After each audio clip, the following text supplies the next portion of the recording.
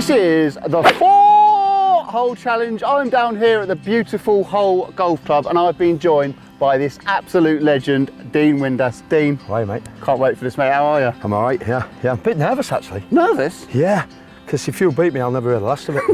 I'll be constantly on the phone and Josh will be on the phone. Josh will be on the phone with me, yeah. What is your handicap, man? What are you playing? Well, I've not got an official handicap, but when I do play on tournaments, I'm around about 15, 16. So I'll go with, you're off 16, aren't you? I'm going to go 16. So I'll go 16 with you then, 16. If that's all right. Yeah. Because I can be a good 16, yeah, but I could be an 18, but then I could be a 6. But you're nervous? But these, I played here last week, these greens are like putting in a bath, by the way. Really? Yeah, it's all the best, by the way. All right, so let's go. Are we ready? Love it. 4!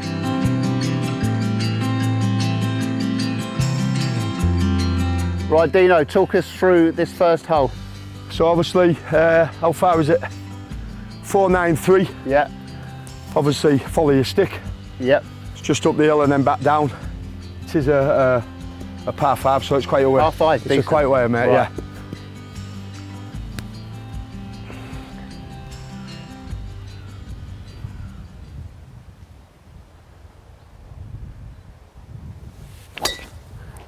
Oh, it's gone a bit right. Bit right. See the drop. That's all right, We're that though. All right. That's all right, I'll take that. Lovely. You know you said you were nervous. Are you nervous? Are you shaking? Are you shaking? we got an audience as well, look, got an audience. You got everybody here. They're all here. Right. There's more here than that go to all city games, these.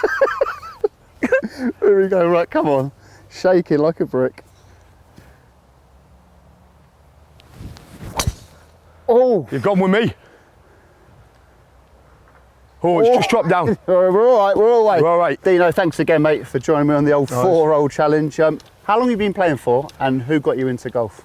Well, it's when I first signed for Hull City. Yeah. And I was just before my 21st birthday. And it was Terry Dolan who obviously signed me, and he liked his golf, and we went to Scotland for pre-season, and he said, bring your golf clubs, and I went, well, I don't play golf. Yeah. And he says, you need to get into it because you're an angry man. when you play football, you're an angry man, and at golf, you can't be angry. No. So he sort of said that might calm me down a little bit, so you can't sort of lob your clubs around when you've had a bad shot and all that. So it was Terry really who started me off, and it's the best thing that ever happened to me really, because in my day you could, you know, you train Monday, Tuesdays, you'd be off on a Wednesday, so you play golf on a Wednesday. Absolutely. You know, and then back training Thursday, Friday. It's a little bit different now, but I get out as much as I can now, if I, you know. But I'm not a member anywhere. Well, to be fair, I'm quite lucky because everybody lets me on in Hull. So you're the absolute legend of Hull. You just roll up, Dean Windass, yep, in. Yeah. So me and my mates, we just go around everywhere really and just play all different courses. But, is there nice courses up here? Yeah, there's beautiful courses. Yeah, Cottingham, Hessel. Obviously, this is Hull. Yeah. This is 10 minutes from my house, so it's like I say, the fairways are lovely and the greens are beautiful. So yeah, that's how I got into it. So I thank Terry for that. I thank Terry for signing me, because probably I won't be talking to you now. So Terry Dolan, you're legend. a great man. It was like a second dad to me. It was. You know, it was brilliant. So lovely stuff. And who's the best footballer at golf you've played with? Dean Saunders is decent. Sharpie. I think Sharpie's just signed pro. I think. Sharpie. Yeah, Lee Sharp. Yeah, he's just signed pro. But Dino was decent. Yeah. Do you know, he was. But you can't take Dino seriously because he's always messing about. Do you know what I mean? So. But no, but listen, I think because that's what it is now, isn't it? All footballers, you know, they love the golf. Absolutely. And you know, the one thing about it is that you're out for 4 hours and you switch well, I don't switch my phone off, but you turn your phones off and you can just switch off for 4 hours. Do you know what I mean? I just find it great mentally as well. Just get out. Just get out and just walk. Like, you know, we do this charity thing, this walking's brilliant. And so when Mark Crosley and Chris Kirkland and all them are out walking, yeah, you know, we walk when we're playing golf. So it works as well, really. So my missus is all right about it because she's got her own salon. So you know, she you go cutting hair, I'm going to go hit out fairways. Yeah, so she's quite lenient, really. Lovely stuff. Right, where are we? Right, Dino. It's going to play a little 7-iron. Just going to come out. Yeah.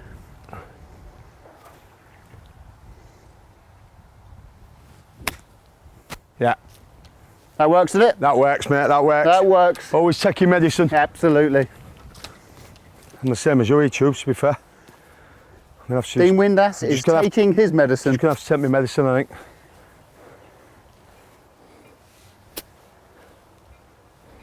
As long as I stay with you, Tubes, I'm all right. He's out. Has he gone too far though, Dean? No. I'll take that. Yeah. So Dino, let's take it right back, my friend. Yeah. At what age did you realise you had a special footballing talent? When I was 2. My mum used to say, like, when I was 2, I used to just be kicking the ball in the garden, and it was just naturally kicking it. Really? Yeah, crazy. But Josh was exactly the same, and Jordan. They both, like, as soon as they started walking, was kicking the ball, but he was kicking the ball properly. Like when babies kick the ball like that, yeah. But he was kicking it properly. Absolutely bending it around. Yeah, Serious? just like that, yeah. So my mum said I was like that as a kid. But I used to, like all my mates, so now I see, when I used to go to school, I'd take a ball to school with me, and I'd try keeping the ball up as far as I could to get to school. So it was just, I never had a ball. I used to go to bed with a ball. My dad used to say, I think he bought me a ball for Christmas, because we didn't have that much money, but you know, I tried getting as much as I can. And so when I go to school, I just try keeping the ball up as far as I could go, and then take the ball and then play football in the playground with all the lads. So I was the man who brought the ball, do you know what I mean? So, yeah, but in them days as well, later on we couldn't use big balls, so we had to have tennis balls in the playground. Yeah. So we play with tennis balls, but that sort of improves you. I was going to say, does that improve your touch? That improves your touch as well, yeah. So yeah, but yeah, it was. Listen, it was quite competitive in the playground, really. But you just know, don't you? Going around. No, I was really small, so I was. But the cock of the skull was my best mate, so nobody used to bring me. I was all right, like so. No, but it just started from there. My mum said, and then. I think listen, I think you're born with it, you know, and I think it's you can work on your talent and you get coached as you get older. But when I was playing sort of 8, 9 year old, you know, we was playing like 11v11 then at the age of 9. Yeah. You know, there was no academies or all like that. So yeah, and I was centre midfield. I was a centre midfield player. So, serious? Yeah, when I signed pro, I signed as a centre midfield player, but I got converted as a striker because. How? Well, Terry Dolan pulled me in. We played Plymouth on a Tuesday night. Peter Shilton was in goal for Plymouth. Yeah. And he pulled me in, and Chris Hargreaves and Steve Morano was our main strikers. They both was injured, and he said, and I used to play up front in training. Yeah. And I used to like backing all the ball up and that, and I was always doing finishing. I was always like staying behind and just doing finishing. And he said to me, he pulled me in. He says, "I'm going to have to play you up front tomorrow night because we ain't got any centre forwards." Yeah. And I scored 2, we won 2-0, and never played in midfield ever again. Jesus. Crazy. Isn't I it? Never knew that. Well, Kevin Phillips apparently was a right back. Yeah, for Watford. Super Kev was right back for Watford, and then he went up front, and that was his. But that's a massive transition. I mean, centre midfield to up front. Yeah, but right back to centre forward. Kev said that. Yeah, he was when he started his career at Watford, he was a right back, and obviously found himself to play up front. So that was the story that I did, and I tell the story because it's easy. Yeah. Up front. Yeah. Because you don't have to track runners, do you? I'm midfield, I would be passing him on to me centre half, going, I can't chase him. No, you have him. But no, I found it quite easy. I wasn't quick, you know. I was fit. I was a good runner. I was always. I don't think I ever got beat in the long distance when I was. Yeah, I was really good long distance. Yeah, and but I wasn't quick. I couldn't beat anybody in a race. Yeah. So then my movement to get away from people. Yeah. But I used to play up front with a lad called Linton Brown who was lightning. He was crap like, but he could catch pigeons. So I would get it as a number 10. Yeah. I'd play in the hole and then I'd just ping it over the top for him and he'd go in and catch it, you know. But yeah, so that was my. People say, what would you buy for Christmas? Was that they'd been pace, I think. Yeah. Do you know what I mean? But the reason why I probably played till I was 40 is because I used to pull my calves all the time. I got big calves but like these quick lads, you know, like Michael Owen, people like that, Jamie Vardy, like, they probably finish early, you know, because they lose that pace. Yeah. Now I remember signing for Middlesbrough, and Terry Venables said to me, when he signed me, he went, "You remind me of Teddy Sheringham." I went, "Fucking hell, you having a laugh at you?" He says, "No, you remind." He said, "I bought you to get us goals to get Middlesbrough out the bottom 4." He said, "But you remind me of Teddy." And I went, "Why's that?" He went, "Because Teddy Sheringham can't run either." Cheers, Gaffer. Yeah, cheers. I walked out and he went, "Yeah, all the best." That was it. But nah, yeah, brilliant. Love that. Right, here we go. So you've got, what's that there? You've got about 220, I think. 220, something like that. Still a long way, Tubes. And the wind against as well. Tell you what, you get a 6 out of this, you've done well today.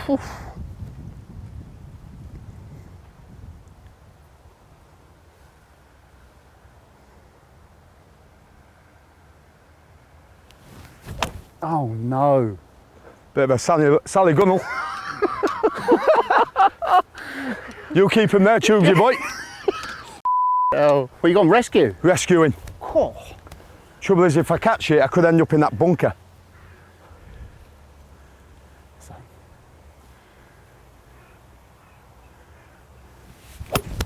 Oh. Right, short. Ryan Shotton. Decent.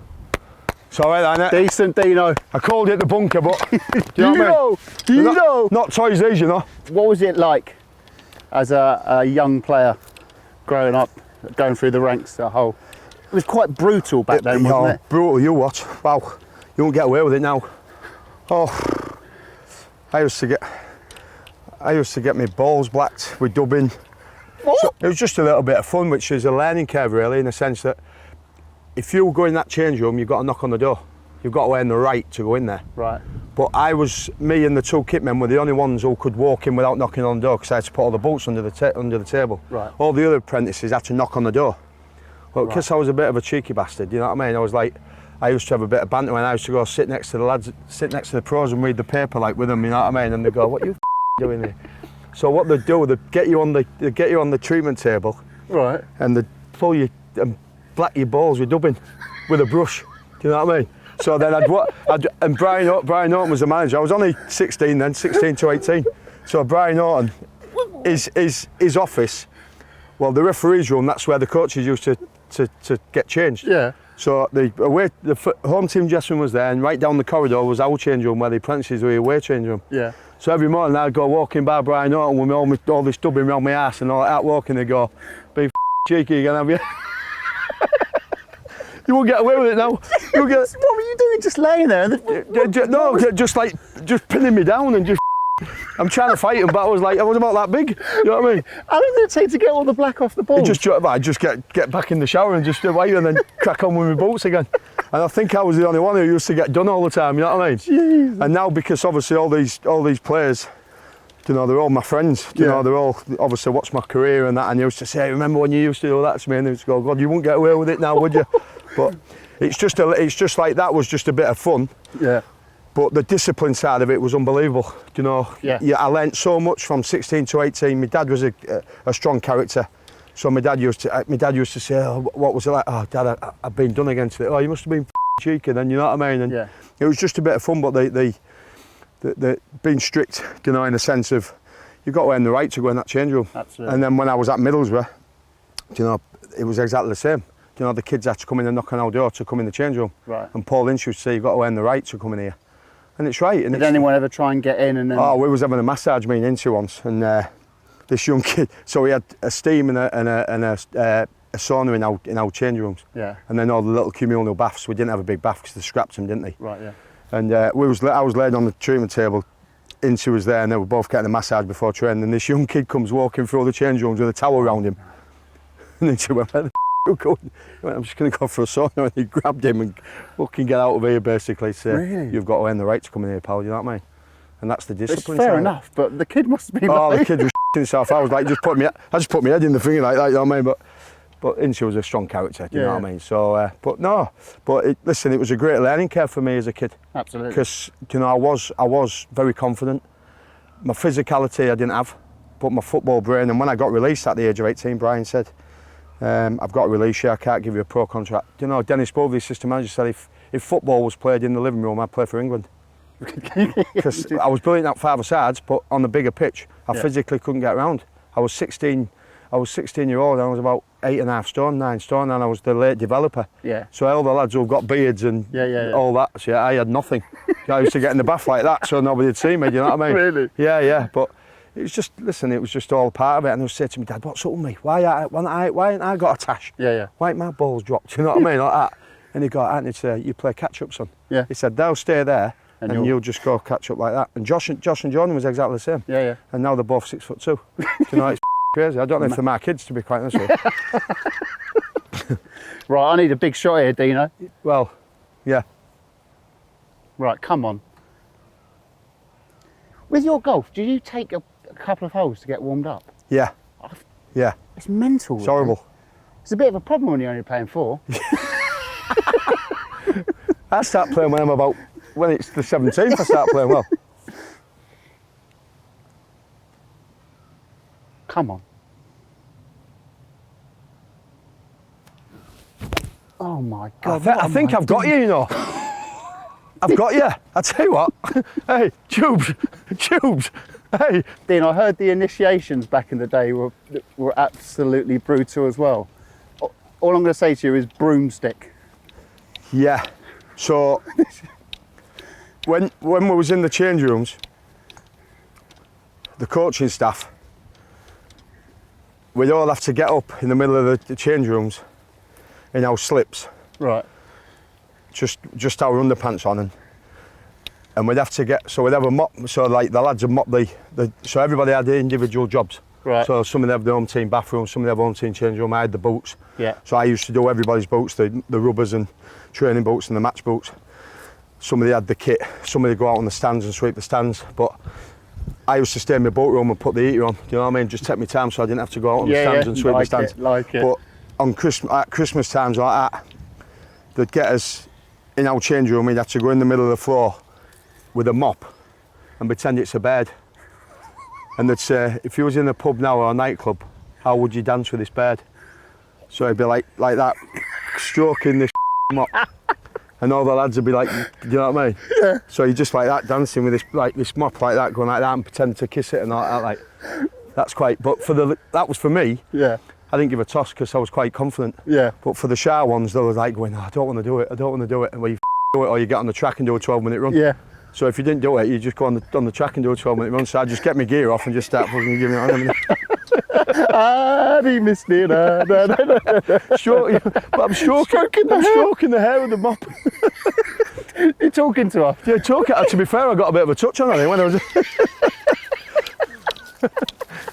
You could proper turn the screw now. If I get this on the dance floor.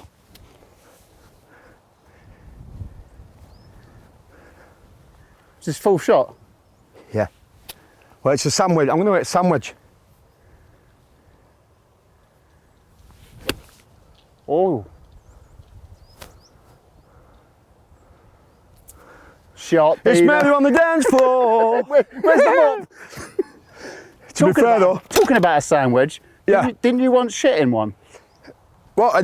No, a proper sandwich. A sandwich, yeah, yeah. Stephen, well, me and Danny Coles. So what he would do, and I don't know why Stephen McPhee used to do it, but because after training every day, you get your meal. Yeah. You get a meal, don't you? Yeah. You get your pasta and all that, and Stephen McPhee used to bring a packed lunch in every day, just a little box, 2 sandwiches, 4 quarters. And I used to say to him, Macca, why do you keep bringing sandwiches in? He went, it's my missus keeps making them, and I don't want to offend her, right? So I just bring them in. And I says, well, tell her that we have dinner. She said, no, but I don't like to offend her. So anyway, it went on for a few weeks, and he put his sandwiches, put his towel over the thing where he used to be sat. So me and Danny Coles went like that. He says, come on, we'll do Macca here. So he says, what? So he's doing some finishing. I said, come on, we're going quick. So I went in and got his sandwiches, lifted the thing, got the sandwiches out. I had a couple of bites of the sandwiches, then lobbed them in the bin. And I held the carton and shit in his thingy, right, and put the thing on, put the towel underneath, and then when we saw him coming in the change rooms, we all sat in the change room, and I went, Macca, give us one of your sandwiches, will you? I said, I'm fucking starving. I said, I've got a bit of a tremble on after training. He said, no, you're slagging me sandwiches off, but you want one now. No, taking the mick out of my sandwiches. Yeah, but you want one now. So I said, yeah, well, we're out eating for half an hour. Can I just have one of your sandwiches? He went, oh, go and open it. I said, no, I don't touch other people's property.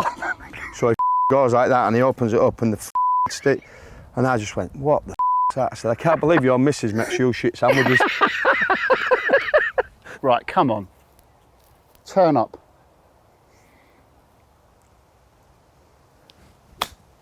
Oh, Tubes. Oh my God. Wow, he's pulled it out of the bag. He's pulled out of the bag. Why? Where's the broom? Where's the broom? Where's the broom? Wow. Honestly, I'm like the air when it comes to getting on the greens. I'm always breaking down. I just shoot myself when I get on the greens. Do you? Oh, so God. I've got a chance here? Psychologically, you can do me, yeah. I've got a chance here. Yeah. It'll either go well or go pear-shaped. I'd take a 6 now, trust me. Yeah? Oh, you what? Mind on par 5? Is this your... This is my 3rd. 4th. Is it? Yeah, chipped out. Yeah. So am I putting 4? So I went into the thing, you chipped out 2. Yeah. I did, then I went 3 here, so that's 4 to there. Your 5th shot. This is for a par. Is it for a par? This is for a par, yeah, and yours is first. What's yours for? Mine's got to be for a 6, isn't it? Yeah. Yours for a 5, mine's for a 6. Yeah. How good is this? Do you have any sort of thing you do to... No, I saw Jimmy doing that. No, I saw Jimmy doing that the other day. Absolutely mad. What's all that about? And the fingers. I can't count like that. Something like that. I'm thinking, where's he going? He reckons he can feel the green. He can feel, so you're low down, are you? Yeah. Oh, I can't read a book. I'm not that. I still don't get it. I don't get it. But he spends quite a long time feeling it out. Do you know what Dave Lynn said to me? My mate was a professional golfer, lives on the corner. Yeah. I said, like putting, he says, every putt's a straight putt. Every putt's a straight putt. So if you're going right to left, you're putting straight, aren't you? Yeah. So I used to say, I said, like, how can I read the green? I said, like, if it's falling to the left or falling to right, you're putting straight anyway. So it's a good point, isn't it? Very good point. It never works for me, like, but... No, yeah, and it won't for me either, no. But it's a good point. But I can't see, like, yeah, I'm looking at this here. It's got to be a bit of left to right, surely. That's a straight putt, Dean. Piss off. It is left to right. It is a bit left to right, isn't it? Yeah. But you watch how quick these are. How as quick as these.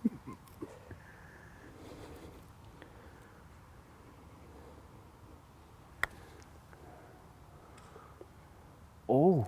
That's a bit... Oh. It's a bit Danny DeVito, that lad, isn't it? Here we go. So not as quick as you I tell you, well, I think there you're coming downhill, aren't you? Yeah. I tell you what though, if you sink this, it'll ruin me.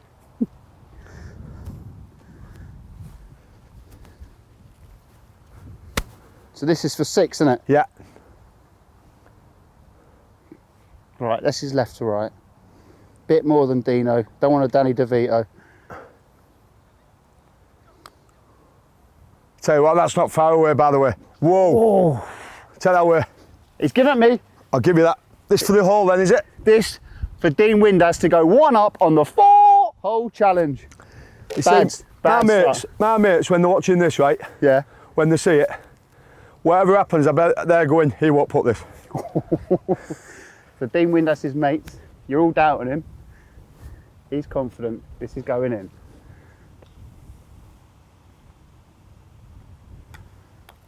Oh. See what I mean? Absolute take an half. I'll take an half. It's all square on the 4-hole challenge. I love this.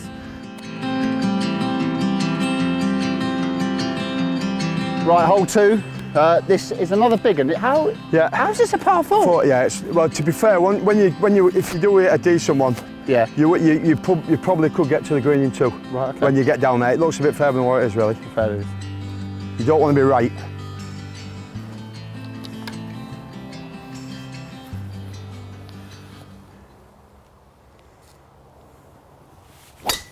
Oh, Dino.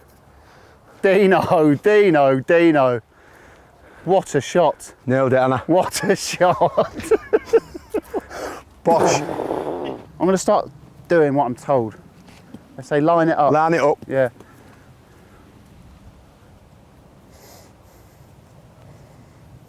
Come on.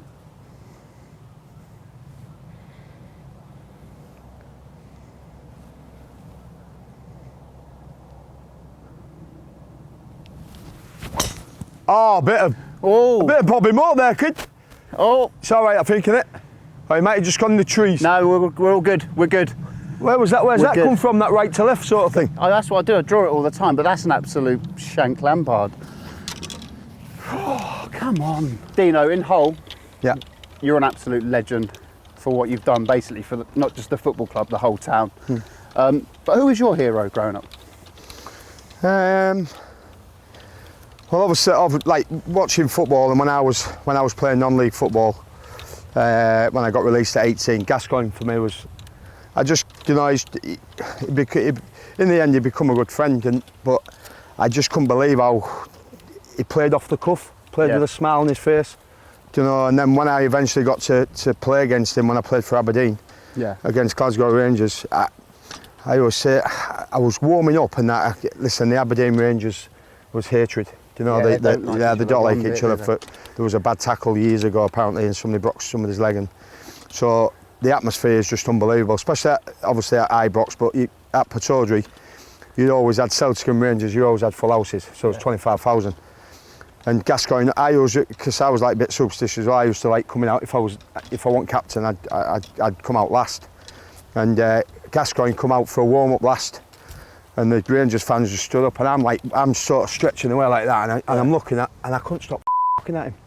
I was like, I couldn't stop that. I was thinking, in awe of him, because obviously I used to get all his DVDs. I used to watch him when he was at Tottenham and this, that, and the other. And I just thought, God, I was like 3 or 4 years ago playing non-league football. Now I'm probably playing against the best football in England, English football. And well, that's respect to you as well. Oh, massive. But like I wasn't the midfield player then. But every time we played against Rangers, Roy Aitken was my manager at Aberdeen. He'd go 4-5-1, so I'd sort of just drop, and I'd have to always have to mark Gascoigne. So when we didn't have the ball, I had to sort of go drop on him. And leave Billy Dodds or Duncan Shearer who was up front. And I remember, like, it was 5 minutes into the game, and I was like, "Come on, focus, stop looking at Gazza. Stop looking at him." And then eventually we got out, and he obviously, when we come out in the tunnel, I was at the back, and so was Gazza, like, and I was just like going, God, I can't. I was like on the tee there, shaking, you know, like going, oh my God. And after about 5 or 6 minutes, I've gone to close him down, and he's reversed nutmeg me and started laughing, and I just gone, wow. Take me back to non-league football, please. And I just, oh my God. And then obviously, listen, but it was the one thing that I liked to do, and I don't model, people who say, oh, you like Gascoigne, you're daft and all that. I didn't model myself, that was just my character, that was the way I was. And I used to mess about with fans. And I used to get. But you're Dean Windass, he's Paul Gascoigne. Well, exactly, but I was, but the thing is he played like, Richard Goff used to say, just give the ball to Gazza, just give the ball to Gazza, even if he was in marked, you know, because 2 or 3 go around him and then he just flick it around the corner and 3 you're out the game.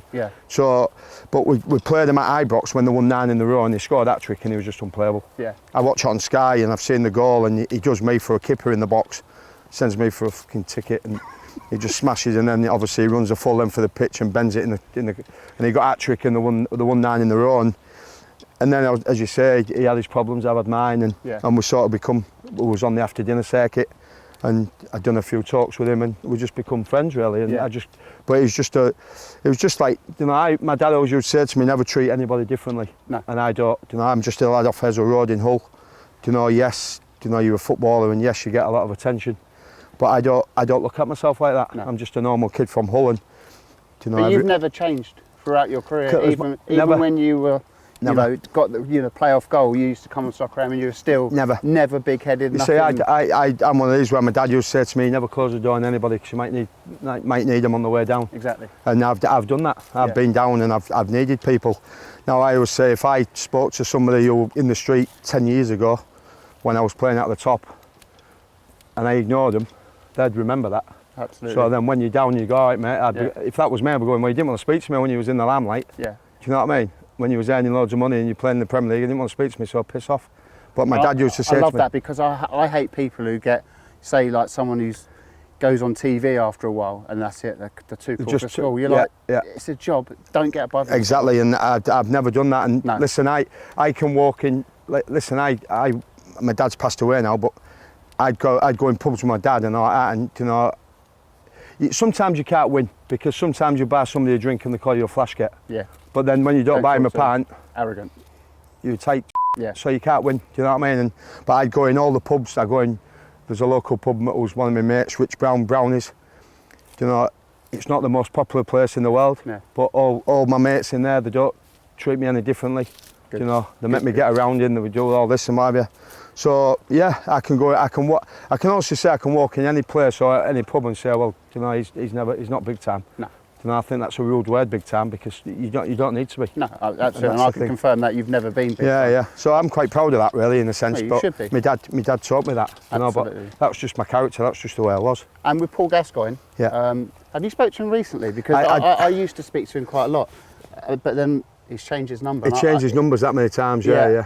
And it worries me a bit. Yeah, it does. Listen, the hardest thing, you know, is coming out the game. Paul's had them problems, not just Paul and Dean Windass. There's thousands of us out there, you know, suffer. And obviously, with Gascoigne being, you know, so famous, you know, he can't go anywhere. I remember him talking, he said he had this paparazzi chasing him round. He said, and he'd been off the drink, and he said he went into town to go get something, and he walked by a pub, and this lad snapped him and gone, oh, Gazza's just come out that pub. He says, well, I haven't been in the pub, but I might as well go in now. Yeah. I might as well. So they're like, the press were putting him down all the time. Yeah. And then obviously when you've got mental health problems, which we all have, Gazza's sort of couldn't cope with that, I don't think, you know.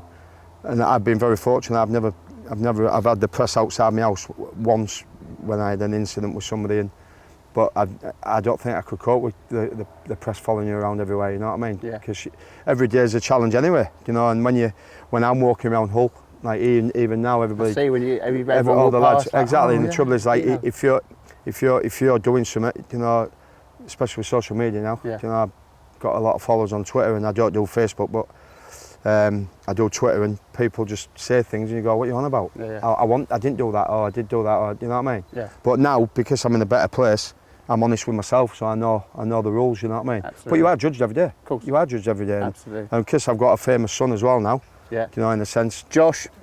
Yeah. I've got to behave myself as well, really. You know, because then it goes back to Josh. Yeah, absolutely. You know, it's one of them situations where. But Gazza's in a good place. Gazza's in it. Well, as you say, I'm like you. You know, he changes his number every now and then. I'll direct message him on Twitter, and he'll put his thumbs up or whatever. But cool. It's tough. Big time. Is this you? Right, it is. Yeah. Right, Tubes. Wind coming from right to left. Yeah. Come on.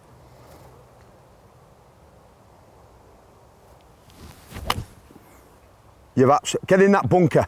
No, come round. It has as well. I'm That's happy a with weldie. that, Dino. That's a weldie. Happy with that, Dino. That has put some pressure right on me. Let's take that and party. Jesus. Woo-hoo-hoo. Where's that come from? I told you, it takes me a couple of hours to warm up. Wow. I am under pressure now. On the subject of Gazza, you loved him, didn't you? Yeah. You also played with his winkle. Yeah, it was. I've got the pictures. Yeah. You got it in your house, didn't you? Well, I used to say on the circuit when I went bankrupt and all that through this film industry. I've got these pictures of Gazza in my tent at home. Yeah. In my tent. And it was just that, I don't know, it was on the near post, and I just went and touched it, but I didn't know the cameraman was taking pictures, and I got 2 pictures of it. And the second picture, so he's gone like that, and he's gone to back me off and all that, and he's whispering in my ear. And then the ball goes out for a corner again. Yeah. So we set up at the near post again. Gazza's on the post, I'm in the near post. And I thought, I'll get him this time. And as I get him, he's got his willy out. And I've got it, to be fair, he's my hero, so I want out. And I've got it in my hand. And he's going, on the pitch? Yeah, and he's going, do you think it's big, Dean? Do you think it's big? And I'm thinking, but it sort of shocked me. I didn't laugh. It sort of, do you know when somebody... So like skin to skin? I've got it in my hand. It wasn't that big, to be fair, and I just thought, this man's crazy. It was live on Sky on a Wednesday night in the FA. Live on Sky? Live on Sky, FA Cup. Third round of the FA Cup. The beat us 1-0. Christine Carambeau scored a weldy, and I'd signed for Middlesbrough just after that. Yeah. But Gazza went to Everton. No. And I was devoured, because imagine me and him in the changing rooms. Oh, no. Exactly. I'm glad he went to Everton. I'm under pressure here. I'm going to hit a 6. Go 6. Look at me lie as well. Jeez. You're going 6, you're an absolute tank. I hit a 7-iron there. Mind you, I am short.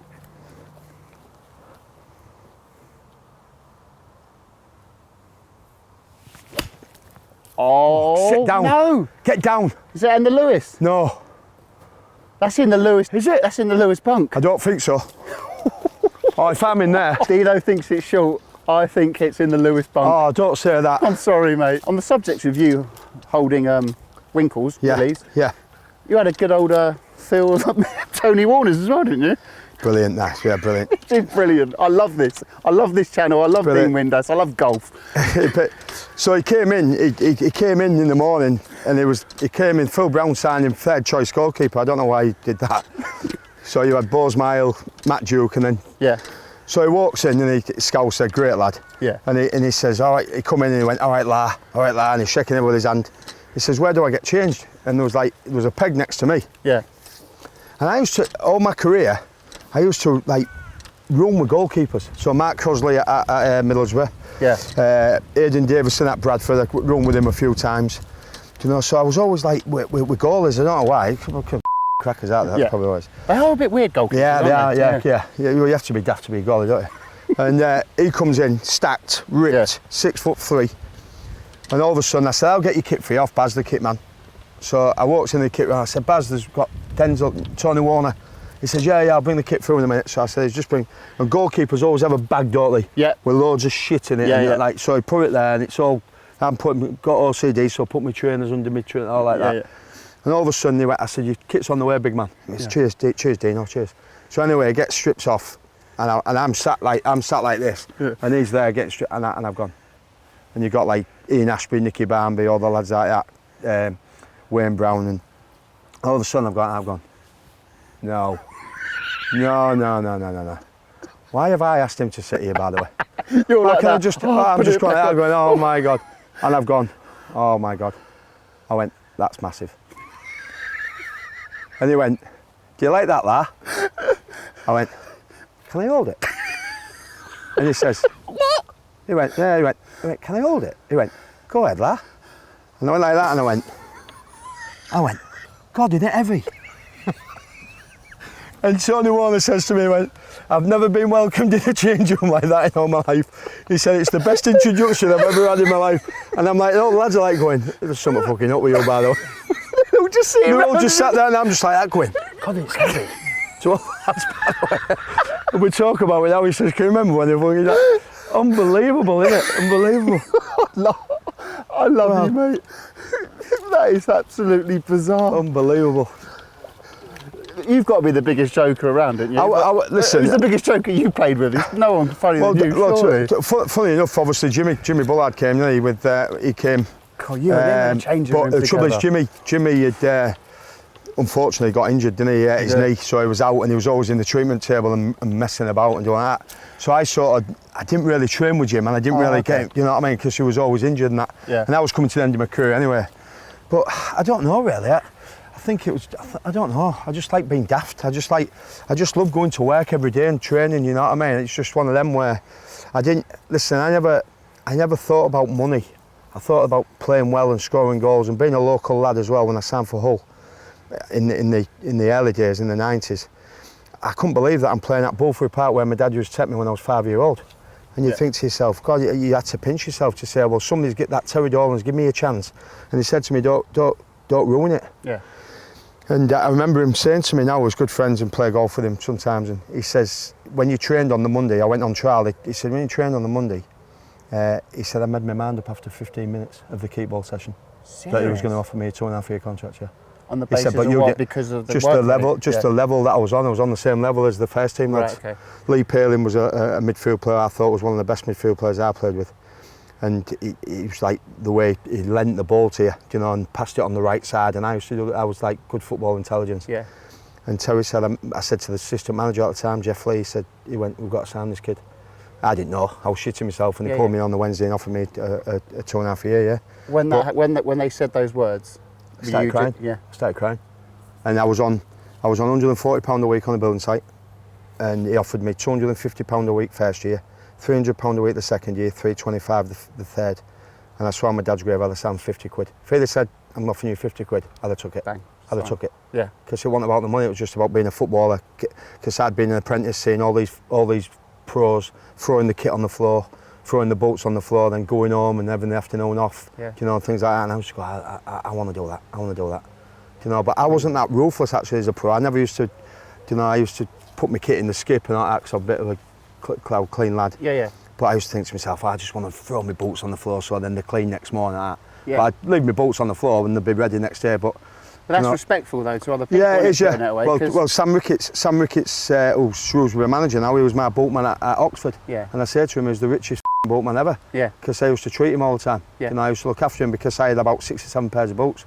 I was sponsored by Puma at the time, so I used to have loads of pairs of boots, and I was like, if I got a brand new pair of boots and I scored in them, I'd have to keep playing till I didn't score in them. Wow. And then I'd change it if I didn't score. Right. Okay. So I had like 5 or 6 pairs, and then the more that I did. Yeah. So like in the end, I was sort of like I scored like 1 in 3, 1 in 2 games. Yeah. So it was like you know, but I was like a bit of OCD, sort of like, I've got to keep them boots on. Yeah. You know, I've got to wear them because I scored last week.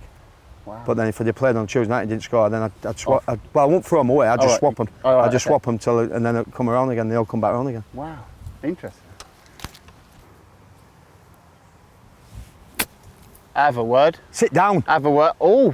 See what I mean? Whoa, whoa, whoa! Where are you going? Whoa! What? Wow. Jesus. Right. Advantage. I thought that was perfect as well. I thought it was a great shot. Right, come on.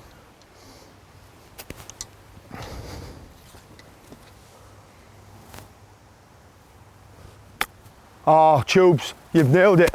Get past. Oh. Keep going. Keep going. Keep going. You see, this is why I'm off 15, 16, because I can't do these chips, so I put. You put off there? I put off. I've got to, mate, because I'll scuff it. I ain't got it in my locker. I've actually asked the viewers this, and they're so good with the comments, so thanks for that. But they say play like an 8-iron. Yeah, chip and run. Yeah. Yeah, but Now you see, like there, I think the way I play golf, yeah, I think I'd get it closer with like me putting, right, than take a chance on chipping. Right. So the percentages for me, I'll probably balls this up like, but we'll see what happens. See, if you're a good golfer, you'd use a chipper, but. Do you know what though? Do you know what though? Oh my God. No. Oh my God. See what I mean? I'd take that all day long. All day long. Dino. Oh, what a shot, Dino. A bit higher, and I think it might have popped. Right, pressure back on Dale.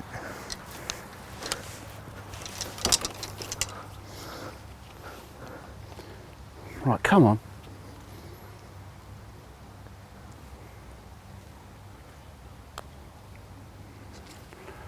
Oh. I'll tell you what. Do you know what, Dino? Okay. I want to give that to you because Thank you. Because I love you. I think it's quite easy to stick it in though, don't you? All square again. All square with 2 down. First part, unbelievable. Get on the second part. Here's a little sneak preview. And Roy went, excuse me, sir. This is why am I in this room? Yeah. He says, well, you're Dean Windass's manager. He went, I won't be in the morning. And he's gone, Dino, what do you think to this? Right. It was a yacht. And I went, what? He said, I'm thinking of buying this. I went, nice, but I don't like the colour. I said, well, Robbie Savage being there? He says, yeah. So he says, why? I said, I'm going to kill him. So Tags went, I'll come with you. I'll come with you? I'll come with you, I want to see this. Shut up. Yeah. I've gone on the floor like that. Right. And I'm looking at Colin Todden going, and John Ward could see me. Yeah. You know, he's like that, I'm going. And all of a sudden, like, the referee's coming out, I'm going, that's how to go, that ref. Straight ready, went off. So I was in the back of my mind, and now I cope with it. Don't get me wrong, I have good days and bad days, and I cry about my dad every now and then.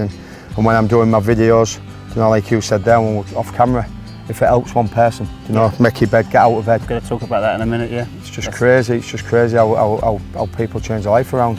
And with Mark Crosley and all the ex-players, we're doing this walk. Exercise is the medicine, not a pint. No. You know what I mean? And that's how we're doing now. Legend.